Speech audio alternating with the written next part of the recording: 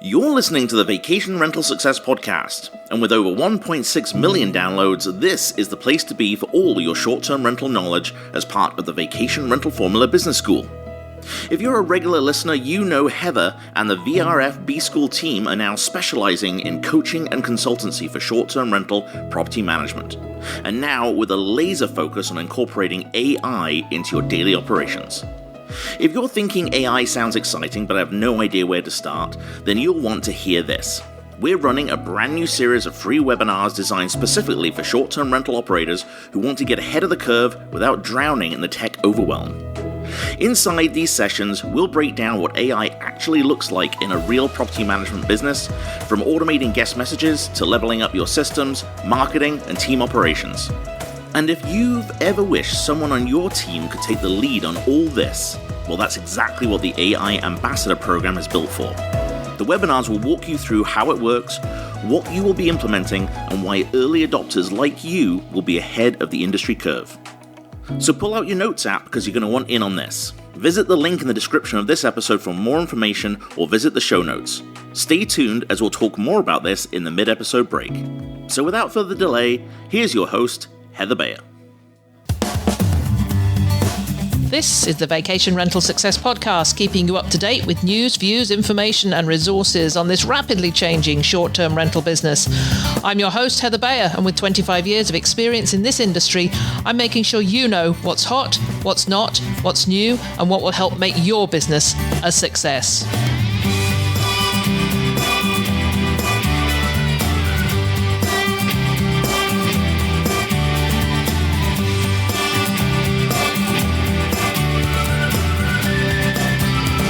Hello and welcome to another episode of the Vacation Rental Success Podcast. This is your host, Heather Bayer, and as ever, I am super delighted to be back with you once again.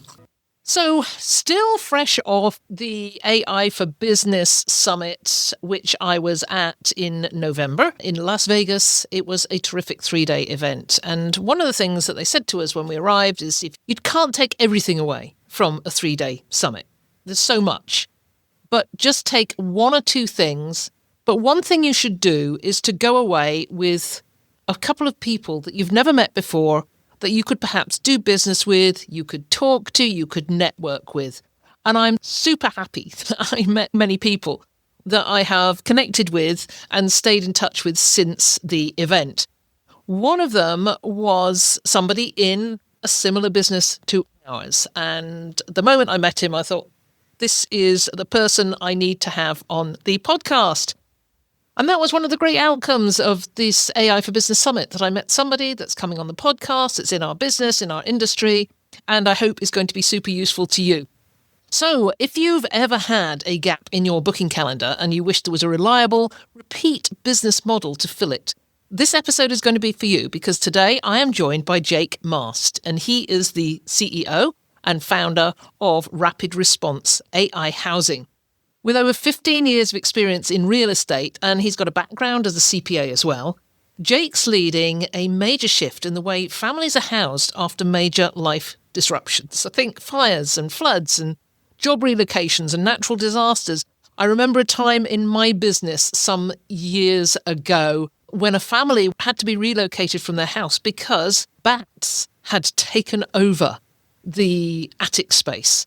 And I remember this because it was on the national news, or at least our provincial news channel, about this family. It was, if you're fearful of bats, you would not wanted to have seen this particular news segment. But this family had to be relocated, and I remember that we were approached as a property management company to see if we could help with the relocation of them. Unfortunately, we weren't able to. We didn't have any properties in the area that they were in. But this is what we're talking about in this episode, relocations. So it's not just the things that you normally think about, fires, floods, natural disasters, but there's all sorts of other ways, other reasons that people need to be relocated. Maybe they're changing jobs, they're being moved, it's a military relocation, that sort of thing. But the best part of what Jake's doing is he's using cutting-edge AI to make the process faster, smarter, and more reliable.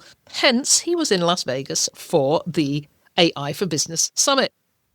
Jake's on a mission to revolutionize the relocation housing industry. And he believes that short-term rental owners and property managers like you could play a huge role in that transformation. So in our conversation, you'll learn what relocation housing actually looks like, how it operates, and most importantly, how it could be an incredible opportunity for your short-term rental business. So whether you have hundreds of properties or you're simply an independent host looking for ways to fill your shoulder season, get ready for a different perspective on occupancy and impact. So let's get into my episode with Jake Mast.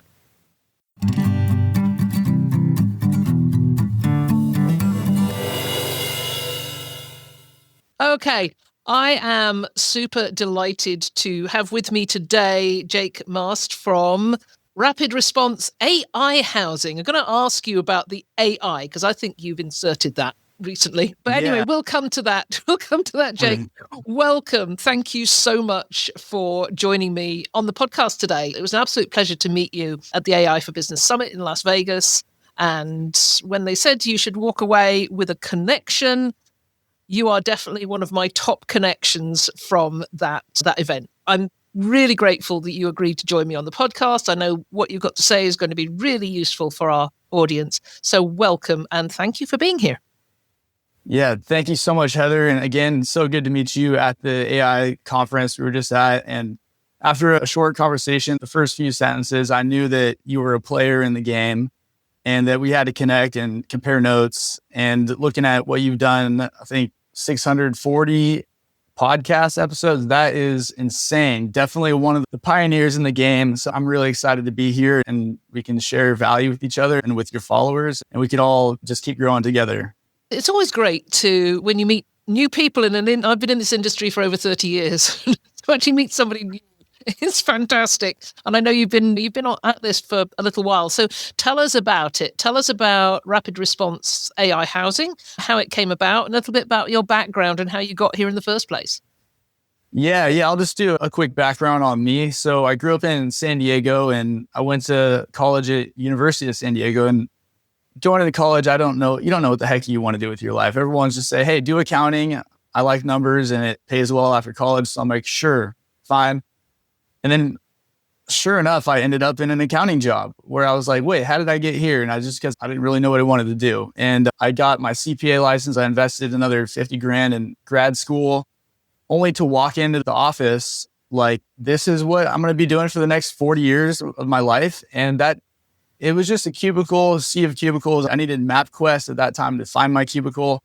And after a couple of years, 3 years, I was just like, yeah, this is not where I want to end up. So I just left and I moved to LA because I'm like, hey, YOLO, I'd rather be Tom Cruise and Brad Pitt than sitting here pushing a pencil. That was my mindset. I just see the people on the billboards. I'm like, yeah, that sounds way cooler than what I'm doing here. So I went to LA and I was doing acting for about 8 years. And I was in some cool stuff, a few movies, commercials, TV shows. But at the end of the day, money isn't as consistent as you need it to be. So on the side, I was starting Airbnbs and that was a nice little flow.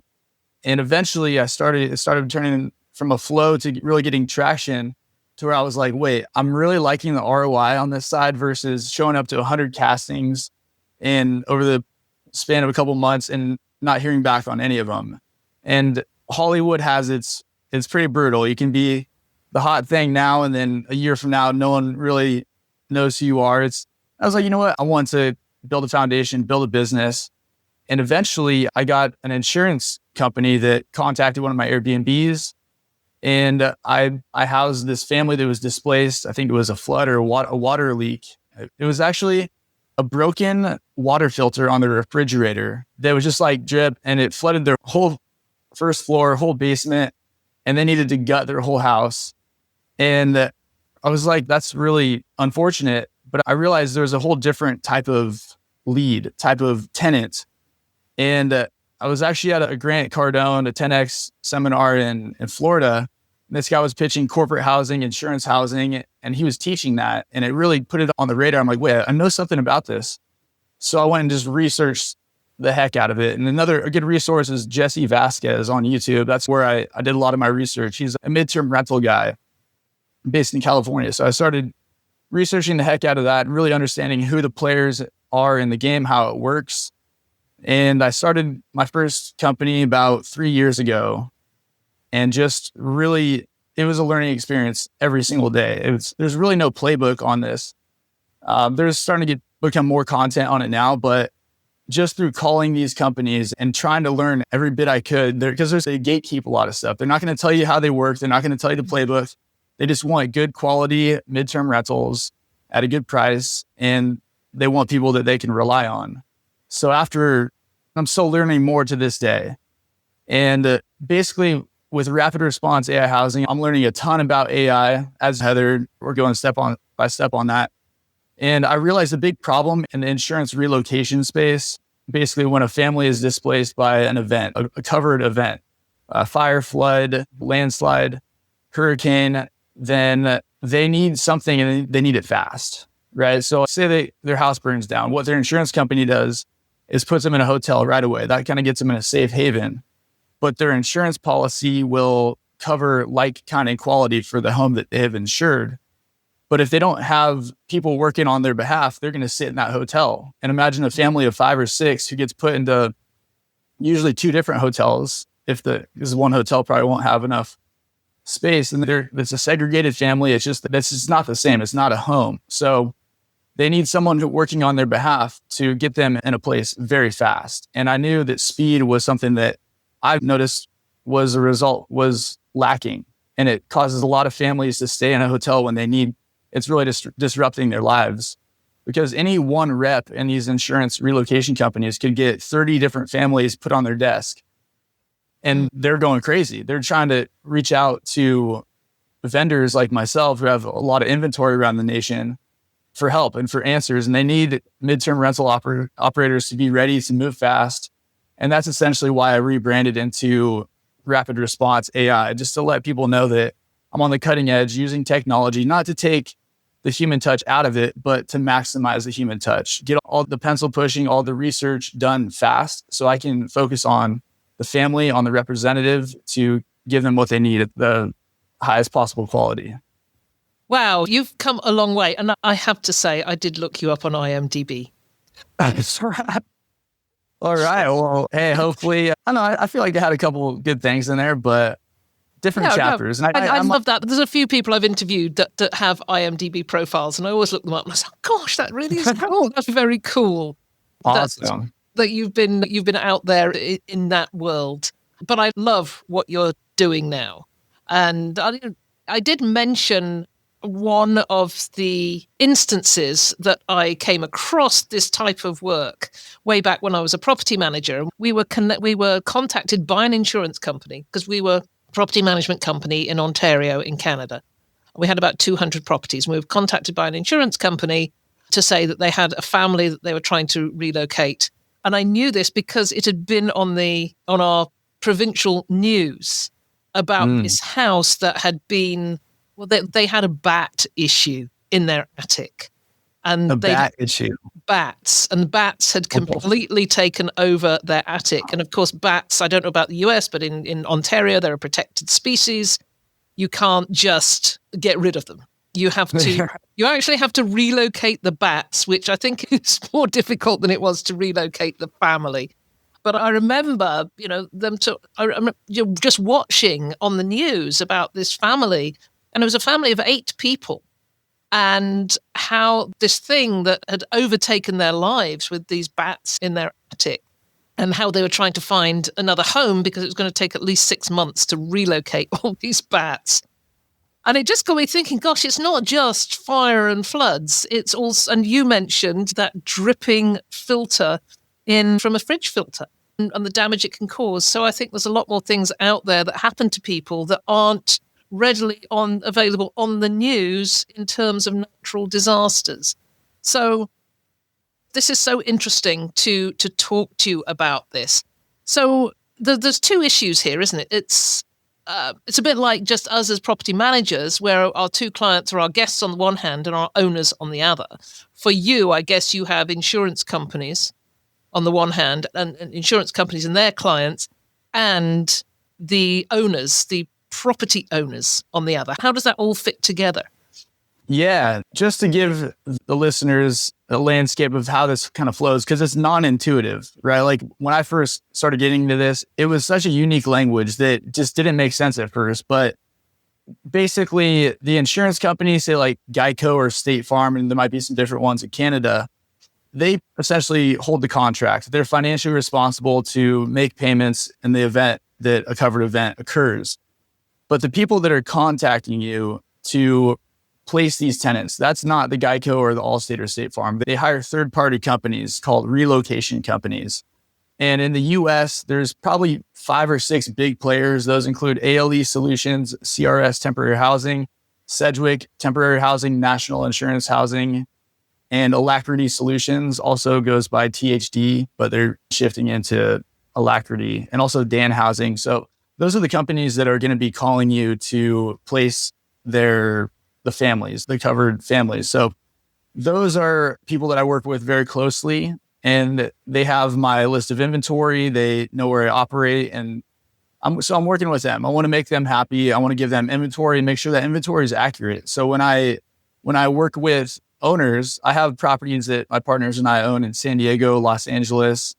So those are just, we have direct, but to cover nationwide, obviously you're not going to own thousands of property nationwide. So I have relationships with about 5,000 to 6,000 plus landlords across the US. And we're actually going into Canada. I was contacted by Alacrity, that from basically a project manager. They spearhead all the new projects. They're expanding into Canada. So we might be able to talk about some Canadian resources.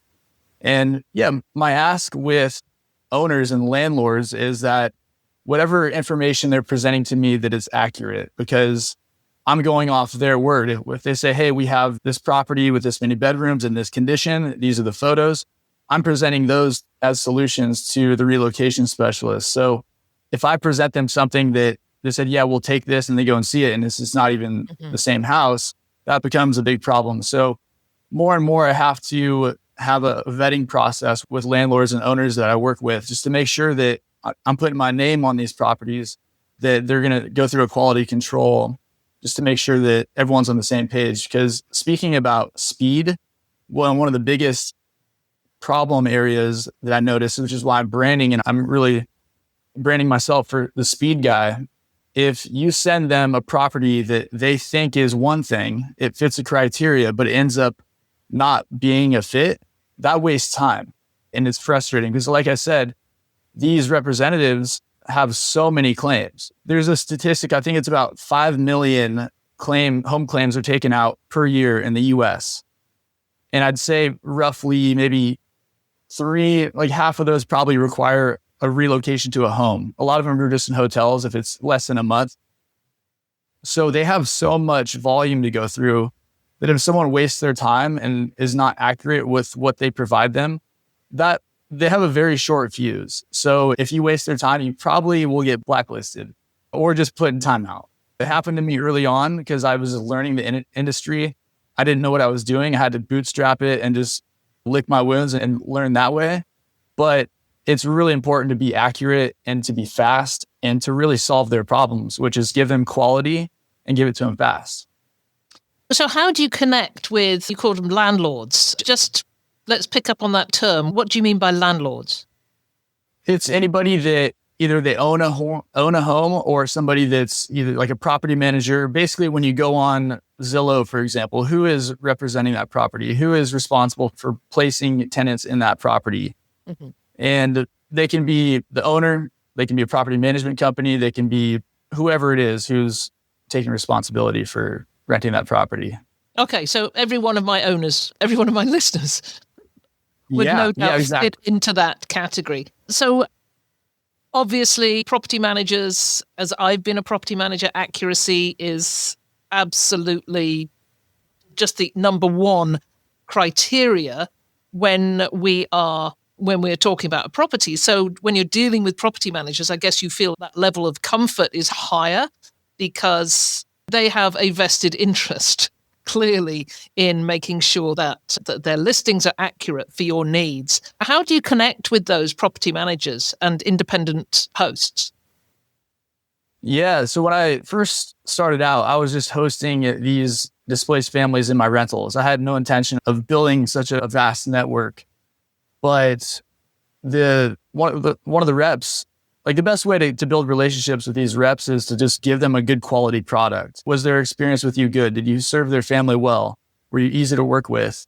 Were you accurate? Were you fast in communication? So they've actually said, hey, is your property available? And I said, oh, we're booked. What else do you have? And I had another property, but then they're like, oh, we have something about an hour away. What do you have? I was like, I don't have anything. Do you know anybody? Yeah, I do. And so I hit up my buddy and I got his place rented out. And then the rep said, hey, what do you got in Arizona? I'm like, okay, where is this going? I'm not based in Arizona. And then I basically kept solving their problems. And eventually I started getting things nationwide in places I've never been. So it becomes even more important to have boots on the ground, to really trust that the people that you're working with are, like we're talking about, accurate, fast responding. There's obviously a property manager it can be, I don't want to say a middleman, but if they have to ask permission to the owner, which oftentimes we do, then if they're not on top of it, it takes even longer. So I think property managers, yeah, like you said, have a vested interest. It's really refreshing when somebody is on top of it, knows their stuff, they communicate well. Because if I have options, say, like someone contacts me about an area where I have 50 different owners, I'm going to go to the people that I've worked with that I know they communicate accurately and they communicate fast, because it's all about solving problems. If they can solve my problem, I can solve the problem for my end user a lot faster, a lot better. So that's really how the relationships are built. And as far as how I built my network with owners and landlords, I sent a family to my buddy an hour away, and he told his friend about it. And he told his friend about it, because who doesn't want these families that are financially backed by probably one of the most financially stable companies in the world, is insurance companies. Mm-hmm. Who doesn't want to have to worry about a tenant late on rent or defaulting on rent? Granted, a lot of these families, it's not like just because they have home insurance doesn't mean they're the best citizens in the world. Like, they're people, they have home insurance.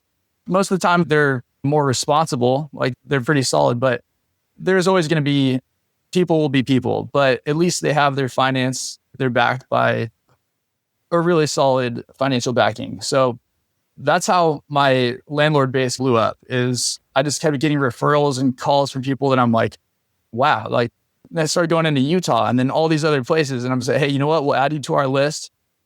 And I just had a spreadsheet. It kept getting bigger and bigger. And then I eventually had to transfer to a CRM, and that happened with the LA fires, because it went from me working with probably 5 or 6 families at a time, trying to place them, until I think it was like 92 different families I'd spoken with. And my system just broke. I'm like, I don't know how to keep track of all this. So I ended up getting Go High Level. It's a really all-inclusive CRM just to keep track of all this stuff that's going on. Yeah, that's essentially how it started, is just referrals. And then I have a property submission portal on my website. So if you go to rapidresponseaihousing.com, there's a submit property button. You just put your property info in there, and then say I get a family in Ontario, I look in my database, hey, what do we got in Ontario? It's going to pop up. I know who to call. So I rely on systems now rather than, okay, I think I know somebody. I think I know someone in Ontario. It's, if you submit it on my website, it's going in my system. I look at my system. That's how we keep track of all this stuff. So what types of properties are in the highest demand? Is there a particular type that is more in demand for relocation than others? Yeah, definitely. Single family homes, for sure. The thing with insurance, everyone says, oh yeah, it's a golden opportunity, which it is, but people have different budgets. They basically are insured for whatever home they're insuring, right? It's got to be like kind of quality within budget. But a lot of times people insure single family homes. So I would say for sure, and think about, put yourself in the shoes of someone who's getting displaced.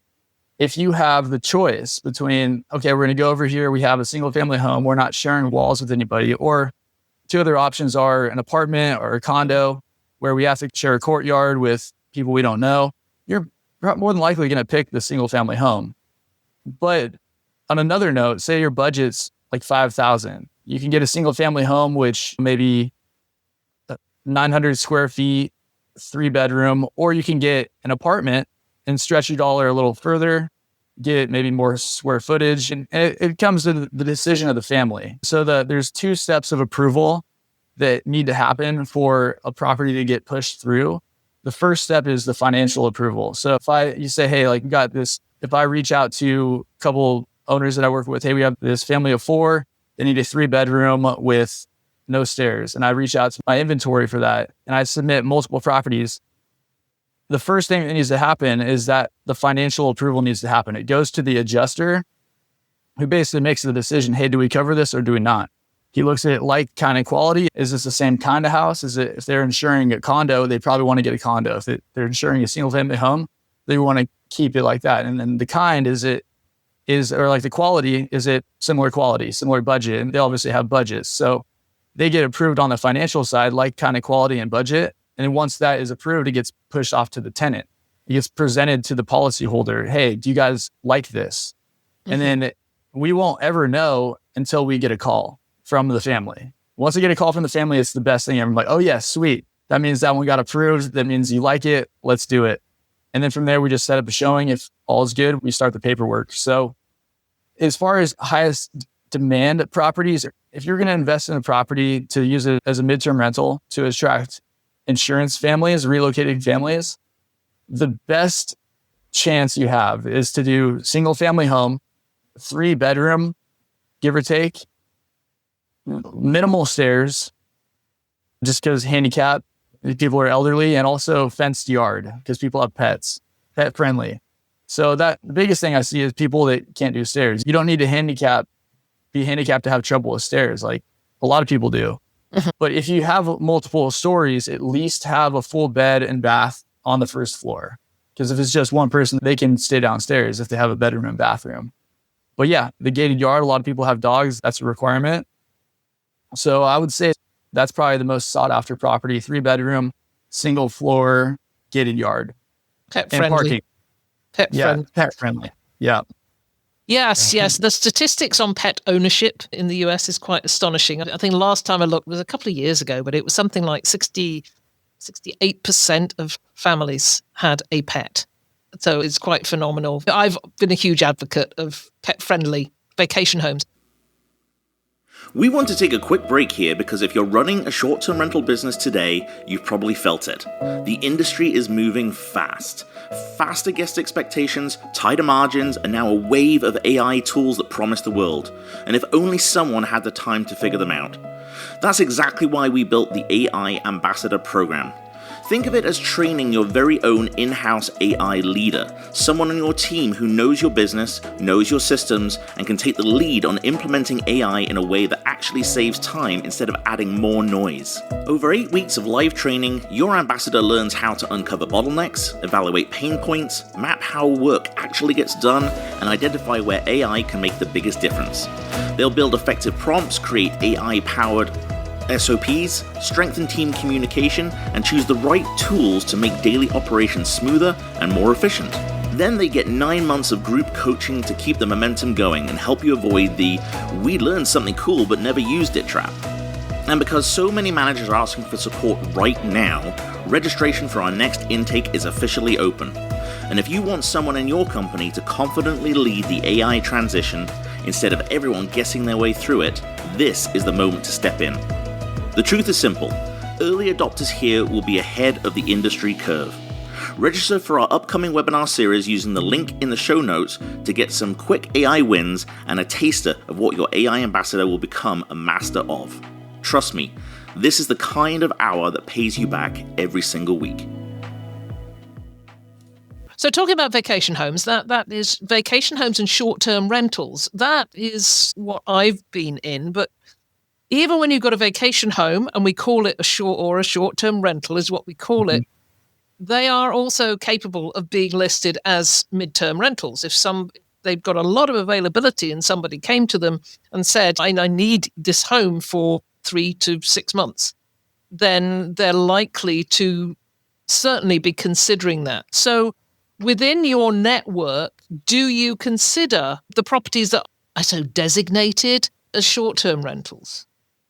Yeah, absolutely. And back when I first started out, I was contacted on Airbnb by these insurance companies, And now these days it's more rare because a key thing with insurance relocation is that they don't know exactly when they're going to be done. Like they need to get relocated so they can fix their home. And that end date of when the house is going to be repaired is sometimes not predictable. And the adjuster, the person that approves, hey, I'm going to approve this. It's like a little water damage. I think we'll need 2 months. They're always very conservative on how long they'll need. They'll usually undershoot it. So if you book 2 months with a relocation family, it's likely to be 3 or 4 because they don't want to say, hey, we need 5, but they only need 2. Now they're paying for 3 months of rent. So it's an insurance company. They're in a business to minimize costs. I would say for sure, I definitely would have people in my database that do short-term rentals. But the problem is that we have, say we need a 1 month, and this happens pretty often. Say we need a 1 month relocation, which usually turns into 2 or 3. But someone will have, okay, we have the month of December free, but we have a booking on January 15th through the 22nd. And that becomes a problem, but not the end of the world, because you have to, as a short-term rental host or manager, you just say, okay, what best meets my goals? I can book out December. The cool thing about midterm rentals, especially with insurance, you can get short-term rates, but at a midterm term. And so it's good. It takes the headache out for a month, likely more. So if it comes to the point where they need an extension for another 30 days, but it's conflicting with that January booking, you have a decision to make. Obviously, you don't want to cancel on the person that booked, but you can go to them and say, hey, what if we help you get into another rental? What if we make it worth your while? Well, whatever you got to do. If they agree to it, great. But if you get a 1 month from a relocation insurance, just expect it to extend. Okay. So when you accept that booking, just let them know, hey, we have this in January. But say if you're willing to have them help that family get to another rental, say, hey, we can do January if you guys want to do January. But at least let them know that they're going to ask you, can we extend this month to month? That's a big thing with insurance companies, to have that flexibility. So who is the transaction actually with? Is it with you as Rapid Response, or is it with the insurance company? How does that contractually work? Yeah, so there's a couple of different ways you can do it. When I first started out, like I was hosting my own properties, I didn't really know what this whole thing was. And I just, like I said, bootstrapped it and figured it out. So I would essentially send a family over to a friend or to another owner, and they'd usually say, hey, thank you. They'd send me a little thank you finder's fee or whatever. But as time went on, I kept doing that. There's times where extensions happen and the owners were hard to get a hold of. And there's a couple times I got burned where I didn't get paid on the extension. And also, if I ever had a question for the insurance company, they would be like, okay, are you a principal on the lease? Are you one of the main players? And I'd say, no. And they'd be like, okay, we're not talking to you then. And that's when I just didn't have the authority in that situation if I'm just transferring these over, because what if they extend and I don't know about it? And you're trusting a lot of these landlords. A lot of them are fine, but sometimes just you have to wait a little bit longer to get your fee or whatever. So I usually just will rent out their property myself and do a corporate lease. Mm-hmm. And so from the property manager's standpoint, they would essentially be the landlord and I would be the corporate tenant. So I'd be signing all the documents. I'd be taking financial responsibility. And then I would basically take care of the insurance on the insurance side. And that's mainly just to be a principal in the transaction, to know what's going on. And the second part of that is the legal part of it, where there's certain states where you're not allowed to do the finder fee thing unless you're licensed. I'm licensed in California, but there's just a little bit more legality, gray area. Do I need to be licensed in order to broker these transactions? So I like to and the third thing is quality control. If I just send somebody over there, I don't know if they're getting attended to. I don't know if they're getting their questions answered. So I like to put myself as the landlord or like the tenant, the corporate tenant, so I can make sure that these tenants, the occupants, have everything that they need. Because at the end of the day, I'm answering to these insurance companies and I need to make sure that my quality of product is up to speed. So let's say a property manager listening to this thinks this is really great. I have a number of properties that would be perfect for this type of program. And so if there was so if you found a family for them, the property management company would deal directly with you rather than the family, or would they have connection with the family? Yeah, contractually they would be doing a lease with me. So I would be fully responsible for sending them the rent and take care of all that good stuff. They would have contact with occupants for sure. They're in their home, and I do as much as I possibly can to answer questions from the occupants. I really want to make sure that I'm hands-on and give them everything they need. But if I'm placing them in a place in Ontario where they're like, hey, where's the best place to get a cup of coffee? Where's a switch to the circuit breaker? Yeah. Then in those specific situations, the owner or the property manager and the occupants can definitely chat and interact and all that good stuff. Yeah, that is great. So you talk about speed, rapid response. How does that play into the business model from both your side of it? Because I can see that it's important to have this all happen. If somebody has a disaster, they don't want to be sitting around in a hotel room waiting day after day for somebody to make a decision. So how does it play out with managers, hosts? What do you want from them in terms of this rapid response?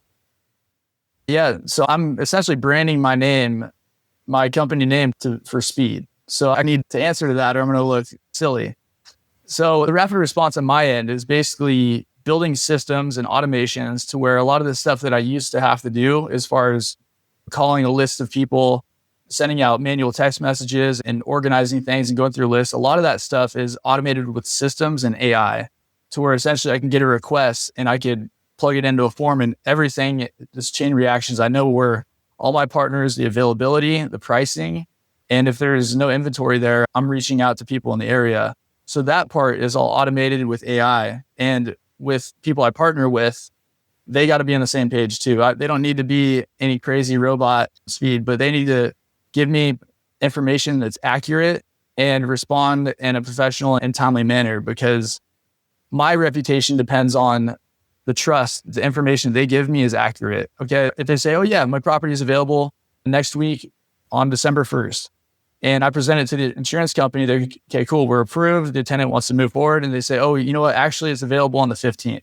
That's a problem. And you usually don't have too many times where you can keep going back to those landlords because they didn't tell you what was really going on, or they just didn't have their stuff organized.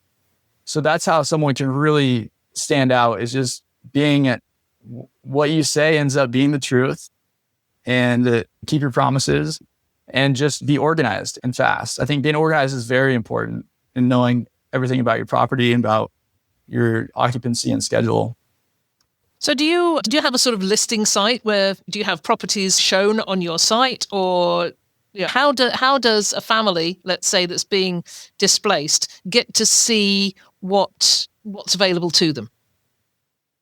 So when I get contacted, a lot of the insurance companies will have my database and just like a list of properties they have. So it's not something that I really have publicly, just because I just want to make sure that I keep a little control on who I'm working with. They have all that data. For my website, it basically has a submission form where you can put your properties there. You can make a request for, I have this family, I need to place this family. And in the future, it's hard because I'm getting so many new relationships to create a separate site and a listing. It just updates so fast that it's hard to keep up with, right? If I'm getting 10 new people submit their properties on my website, it's hard to have a site that's updated that I know the quality is going to be good. So it's essentially a CRM where I can look in there and say, hey, here's what I got. If I were to be publicizing it, I would need the quality to constantly be monitored. And okay, what's on the market, what's off the market. And that's usually something I need to identify real time. Okay, they inquired on this, is this available? Because that can change within an hour. There's a property that's available now.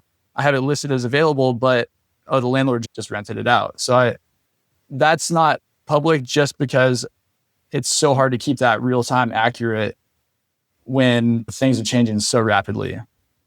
Yeah, and I guess a displaced family is not the same as somebody looking for a vacation. They're not out on the internet going, where shall I go? And does it have a jacuzzi tub? They're using, or through the insurance companies, they're using companies like you to find them the right place. So they're investing a lot of trust in you. Yeah. And on top of that, the family sometimes they don't fully know what they're covered on. Mhm. And I'll be working with a family and I'll send them certain properties that fit the criteria of what they're covered for. And they call me yelling and screaming, "Hey, what's all this crap you're sending us?" And it's like, they want a $10,000 property when their budget's $3,000. So that's why some policies allow them to go shopping and then get reimbursed, but sometimes they'll get stuff that they're not fully covered for. And that's why the financial approval needs to happen on the front end before they're presented the property. So when you talk about rapid response, is that rapid as well? Their financial approval? You Sometimes. I can only control what's in my home court. When you're every different part of the country, they're dealing with a different adjuster, and there are a lot of cooks in the kitchen. Because like when a family comes to me, they're like, okay, who's doing this? Who's doing that? They're dealing with their contractor who's rebuilding the house. They're dealing with the adjuster who is approving everything. They're dealing with the relocation specialist who is essentially responsible for finding the homes. And they're dealing with the housing vendor who is giving options to these relocation specialists. So on top of that, they've just been displaced. They probably had a traumatic event potentially, and they're trying to understand their insurance policy, if they're getting screwed or not, if they're getting everything that they're entitled to. So there's a lot going on. And so a lot of times they're a bit frazzled when they call me. So I have to emotionally just meet them where they're at. And I really have to ask a lot of questions, be like, hey, do I need to be like chill? Can I be happy? But when I send it for approval, it goes to the relocation specialist, and then they have to send it to the adjuster for approval. So the relocation specialist, they're coordinating things. The adjuster is the one that says yes or no. So sometimes the relocation specialist is out of office. Sometimes they got 30 other claims and files they're working on. And then they send it to the adjuster who might be out of office, who probably has a million things they're working on. So it can be a bit frustrating when I'm trying to get approval. And then I have the landlord on this end, hey, did that get approved? Where are we at with this?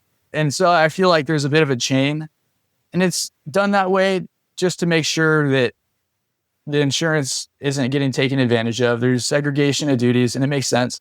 But it is frustrating when the approvals take a lot of time. I'd say at fastest, it'll be 24 hours, but it can take up to a week and maybe even longer, depending on the circumstances. Okay, that's good to know.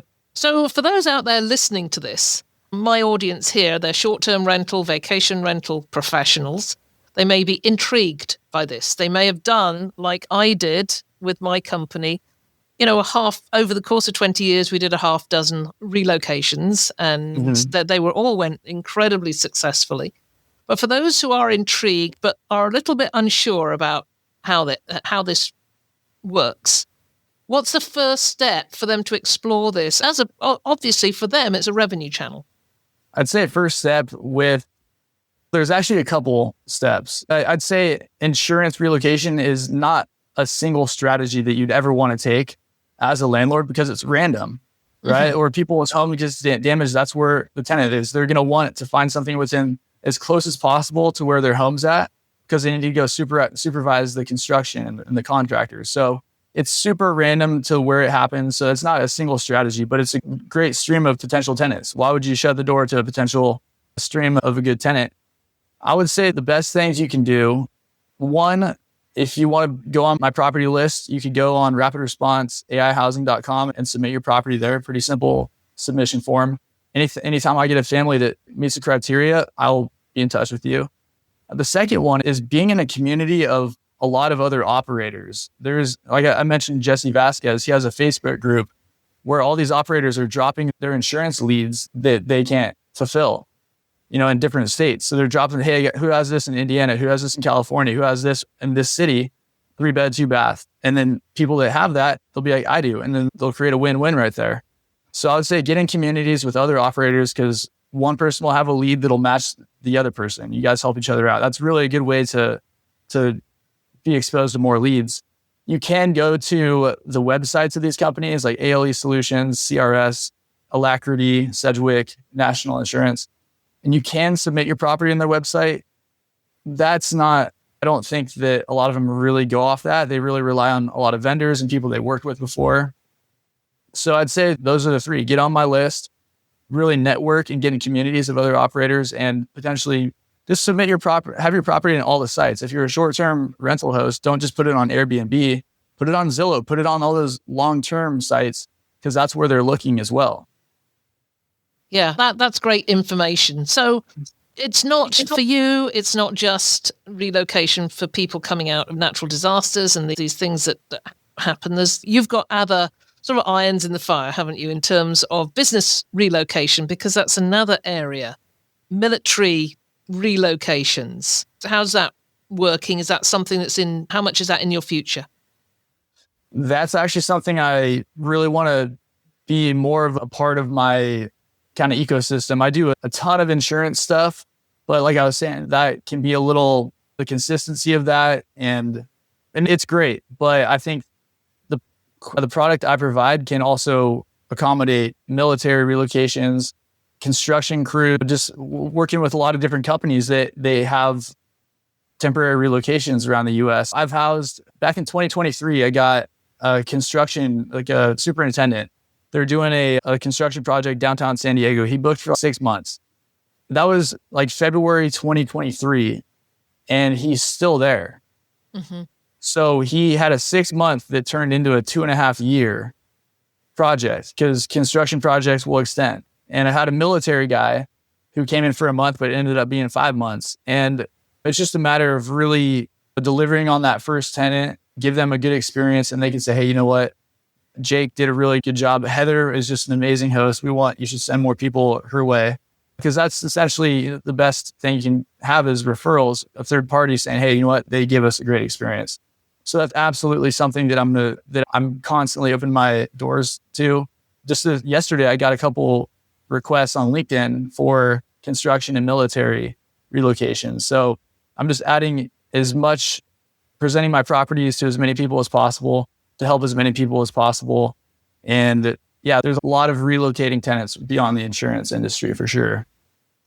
That is great. I'm going to make sure that all the things that you've spoken about are on the show notes. And I'll make sure to put your LinkedIn profile on the show notes as well. People could reach out to you there on LinkedIn as well if they've got any questions. Where do you see this relocation housing market heading, particularly as AI becomes more embedded? Yeah, I think AI is just going to make a lot of industries more competitive, right? Like when Airbnb first came out, you could throw a little mattress on the floor and put a lamp next to it and you'd book your place out. But even before AI, Airbnb, as it becomes more of a thing, gets more saturated and the standard gets higher and higher. And when you're working with technology that can stage your whole property with AI, you can really redesign an entire website, do your marketing so clean and so fast. The competition the bar is going to get raised. So I think the people that really embrace AI, the people that really learn it, are going to have that advantage to make their property look more attractive, to stand out, to increase the speed at which they're interacting with housing vendors like myself, to solve other people's problems with higher quality and faster speed. So I think that you really need to not sleep on the AI revolution, because it's going to be a thing that really bumps up your quality and makes you stand out. And it's going to stand out if you're not using it. Your quality is going to suffer. So I think that's really the differentiator is a lot of people are going to get really good really fast. So you got to keep up. You and I know, I think, way more than most of how AI is really impacting our world. We went and spent 3 days geeking out and just completely immersed in AI. And I always come away from those events thinking everybody knows what I know and then realize that we are way out in front of the field right now. And I'm sure people will catch up eventually, but it's good to be where we are at the moment. Yeah, it's a human thing where we discount what we know, right? We always think that what we know, everyone knows. And we always discount ourselves. And it's an issue. It's like a mental health crisis thing that we discount who we are, what we've done, and where we're going and who we can help. We always undervalue ourselves. And I actually was reached out to by a friend who wants to become an entrepreneur. They're in the kind of like healthcare HR space, and they know I work with a lot of HR companies. And she's like, hey, Jake, I've been wanting to make the leap for a long time. I know you've had a business for a while. Can you meet for coffee or something? And we met 2 days ago. And I was just talking, and I feel like AI, because we're dealing with so many experts, I feel like the newbie, but when I met with her, she was just like, her jaw dropped. And she's like, that's possible. Like, I thought I needed to hire some programmer and coder to build this website and to build this program. And I thought I had to hire a copywriter and content creator to do all this. And I showed her within 30 minutes, I had built it for her. I'm like, hey, here's your app. Here's your website. Here's who your customers are. Here's how you target them. And she's just, oh my God, I need to learn AI. And that really taught me, like Heather, you and I were just saying, we discount how much we know because we just think it's common knowledge, but it really isn't.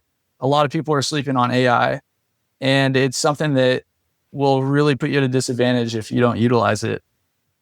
You're using it in your business. I'm certainly using it in mine, and it's working. If that's a message that comes out of this episode, then that's great. People are going to think about adopting more of it into their business. Jake, it's been an absolute pleasure talking to you. I know we will talk again because we're in the same AI for Business groups, and no doubt you'll be at another live event at some point in the future. These guys at AI for Business don't hold back on what they're doing in terms of giving away information. I'll also put information in the show notes on the next AI for Business free 3-day summit, which is coming up in next week, I think, early December. Yeah, I think December 5th, I believe. Yes, and that comes just a few days after this podcast is published. So I'll have that information. Both Jake and I are super advocates of AI for Business and the people who run it. So we will talk about it as much as we can to bring more people into the fold, as it were. Yeah. Jake, thank you. I love what you're doing. I'm hoping that after this, you'll get contacted by some people who'll be interested in talking to you more about this whole idea of insurance relocation and what you can do for them. So thank you for joining me. Yeah. Thank you, Heather Bayer. You're an absolute pioneer in this space, and it was so good sharing that conversation with you today. And yeah, anybody that wants to increase exposure to their property, hit rapidresponseaihousing.com, submit your property. You can find me on Instagram, Jake Mast 1, if you see a little more casual take to my life. And I look forward to connecting and really just teaming up with everyone.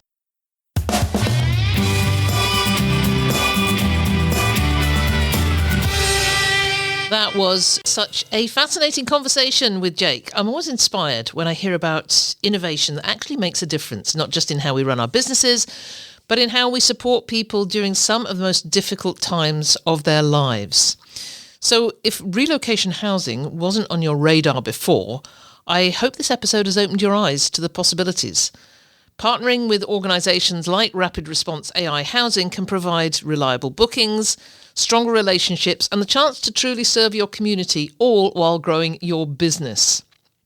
So before we wrap up, I just want to make sure you know about something really exciting happening this upcoming weekend, which is the AI for Business Summit. It's a completely free 3-day online event packed with practical, actionable content about how to use AI to grow your business. The AI for Business Summit was how I really started into really focusing on AI in my business. I joined one of the summits back in April of this year and got truly hooked. I then went to a live summit in Orlando in June. And then, as I've mentioned, the Las Vegas summit just a few weeks ago. These guys who put on this summit are the real deal. It's not a pitch fest. That's what I thought when I first saw the promotions. And I thought this is going to be just one of those pitch fests where you get half the information that you want and then they pitch you with something you have to pay for before they'll release the rest. Well, this is not like this. The only pitch they'll do is to offer you the replays at a very small amount of money. And so if you want to listen to, if you can only manage to go to a couple of sessions during the 3 days and you want the replays of the rest, then you're not breaking the bank to download those. And I think that's pretty fair and happens with most live summits. They do these summits every couple of weeks, and the material is generally different every time because AI is changing all the time. So even though I bought into one of AI for Business's top level memberships, I still go to the virtual summits because there's always new information to learn. And as I say, the guys who run this really know their stuff and they want to share. They're super generous. They're very authentic. And I thoroughly recommend you take a look. Because if today's episode sparked your curiosity about how AI is transforming our industry, this summit's just going to take it even further. So I'll link to everything you need to know about that and Jake's work and business in the show notes. So go take a look. As always, thank you so much for being part of this amazing community of short-term rental professionals. We've been around now for over 12 years, and it's always an absolute pleasure to deliver more useful and inspirational information to you every week. If you enjoyed the episode, please share it with someone in the industry or leave us a review. You know how much we like reviews in our business. So until next time, stay inspired, stay informed, and keep striving for that vacation rental success. We hope you've enjoyed this episode of the Vacation Rental Success Podcast. And before we wrap up today, I want to remind you, if you've been feeling that nudge that it's time to get ahead with AI, don't ignore it. The operators who lean in now are the ones who will be leading the market 12 months from today. Our free AI webinar series is your chance to see what's possible, get practical examples, and decide whether someone on your team should step in to that AI leadership role. It's simple, actionable, and built for real-world STR operators, not tech experts. The link to register is waiting for you in the description of this episode on your smart device and in our show notes. Go grab your spot now. It's been a pleasure as ever being with you. If there's anything you'd like to comment on, then join the conversation on the show notes for the episode at vacationrentalformula.com. We'd love to hear from you. And I look forward to being with you again next week.